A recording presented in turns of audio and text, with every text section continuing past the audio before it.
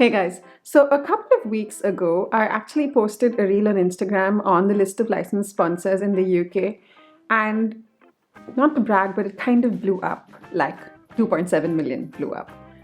Okay, maybe I am bragging just a tiny little bit, but it was all of 3 seconds of bragging. But that's not the point of this. The point is that over the duration in which I was talking to people who were asking me questions about the list of licensed sponsors, I happened to realize that no one really knew how to use the list, and that really surprised me. So some folks were confused over what the list actually contains, some folks didn't know what to do next, what the next steps were, how to use the list, and that's when I kind of realized that I probably need to make a video on how you use the list of licensed sponsors, how you use it to your benefit, how you use it to land a job in the UK with visa sponsorship and move to the UK.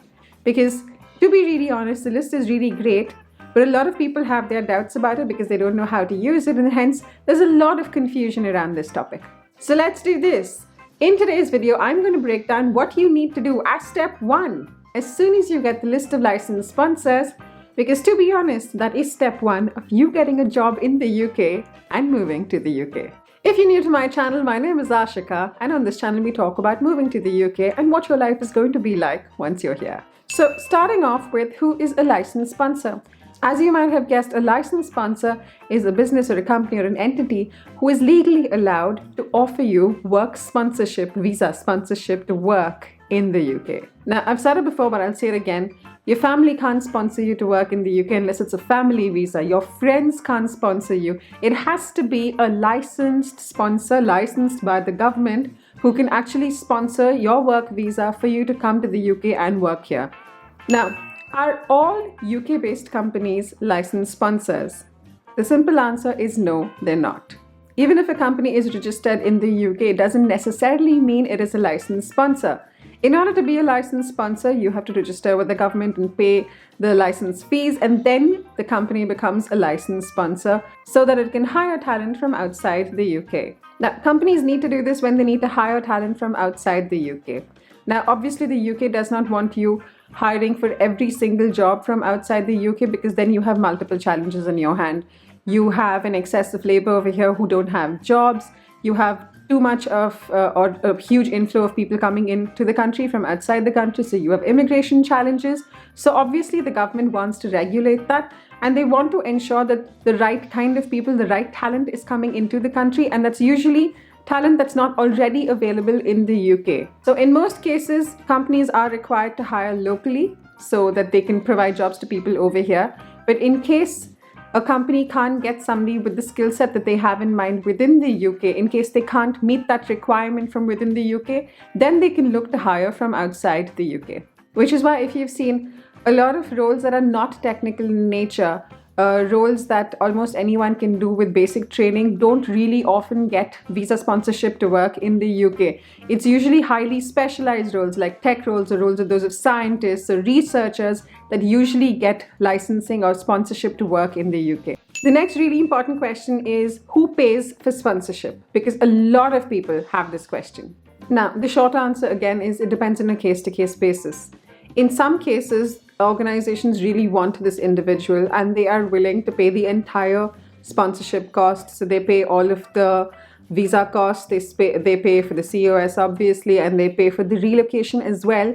And this usually happens when either the individual is extremely talented and the company absolutely wants to hire them, or when it's a really niche role and it's really difficult to recruit for people in this position.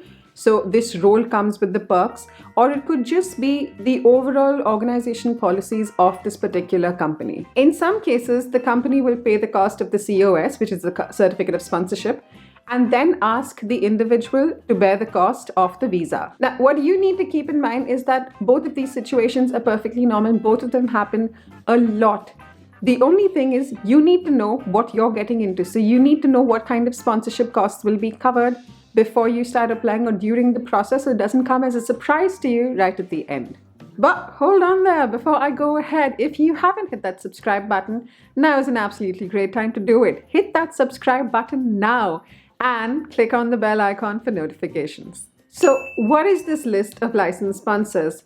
So technically, the government maintains an entire repository or a list of every single company in the UK that has a license to hire people from outside the UK. So all companies which fall under this list are called the licensed sponsors, and there's an entire list that the government maintains of this. Now, can all of these companies offer you a visa to work in the UK? Yes, all of them technically can. But will all of them offer you a visa to work in the UK? Now, that is a more tricky question. Let me give you an example. I assume Microsoft is in most countries, so hopefully Microsoft operates in whichever country you are from as well. And Microsoft usually has a lot of openings. Now, does this mean that Microsoft will hire you? Yes and no. If your skill set matches what Microsoft has and what they're looking for, then they will possibly hire you if you're a good fit. Otherwise, even if you have a really stellar set of qualifications, if you don't match the requirements that they have, even though Microsoft has an opening, they're not going to hire you. This is how it works. Now, assume you're a marketing analyst and you apply for the role of a software developer in Microsoft. Are they going to hire you? Of course not. And this is exactly how it works with the list of licensed sponsors. Just because they're on the list doesn't necessarily mean that they have to offer you a job. Just because they're on the list and they are also in the industry that you work in, again, doesn't necessarily mean they will offer you a job. They will offer you a job if they have a requirement. There needs to be a requirement, or else all of those emails you send them are of no use. Now, I say this because a lot of people got the list, and then their next approach was to just start emailing these companies out of the blue. Let me tell you, that doesn't work. Now, you have to understand that this list is not exactly a secret. It is the list that the government has published, which means a lot of people have this list, which means these companies get a lot of emails from people looking for jobs. What is the likelihood that someone is actually reading all of your emails and checking your CV when it comes through? Extremely low. And this is why it's probably going to an inbox. No one's probably reading it because they don't have the time to go through the entire bulk of emails that come through. All right. So can you email these companies out of the blue? Of course you can. But the likelihood of a conversion is really low. And you need to ask yourself if this is the best way you see yourself spending time in your effort to look for a job in the UK. Now, instead, this is how I would approach it. So you have the entire list with you, and sometimes it gets a little challenging if you use the list that is given to you by the government because it's this huge Excel sheet and filtering it can be a bit of a challenge. So you can actually use this link over here, UK Tier Sponsors, and they let you filter. So what I would first do is I would filter all of these companies by industry. So assume you work in healthcare, so you're going to look at medical, and then you're going to filter for all the roles in medical companies, all right? The next thing is, if you know any company that is direct competition to the company that you're already in, great. This is how you should slowly start to narrow down your list. Then the next step would be, what I would do, would be to go to their career section on their website and to go to their LinkedIn page and to go to job portals and look and see if these companies, the companies that you've narrowed down, have openings. If they have openings, absolutely great. This is when you start applying to them and you look at the JD, you try and fit your resume according to that, and then you apply to them. Another thing I would do is, if you can see a recruiter from one of these companies on LinkedIn, try and get in touch with them and share your profile with them if possible. And that will probably give you a better chance versus just dropping them an email out of the blue. Now, what happens if these companies don't have openings? It's all right. There's no need to worry. Like I just told you, try and send your CV to the recruiters from this company. But the other thing is, you should sign up for job notifications on LinkedIn for all of these companies and on the job portals as well, so that as soon as an opening comes up from one of these companies, you are notified and you can apply as soon as you can.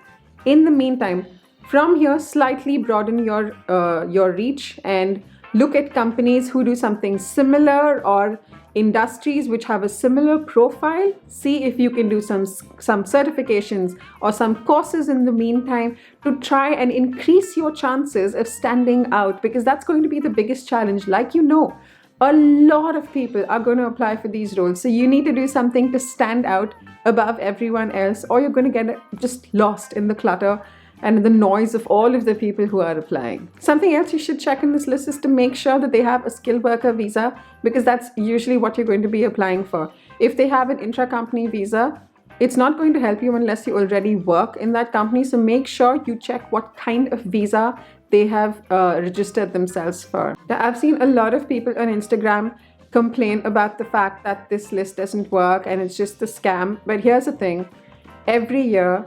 100,000 people move to the UK for work and get offered visa sponsorship. And all of these are the companies that are offering them jobs.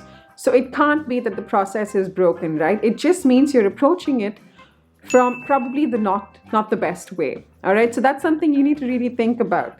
All right, now that I've given you the download on how to actually use that list, I hope you put it to good use and land yourself that job to move to the UK. Now, honestly, the next step would be to try and figure out how to build your CV to help you stand out while applying to these companies. And if you need any help with that, all you need to do is watch this video.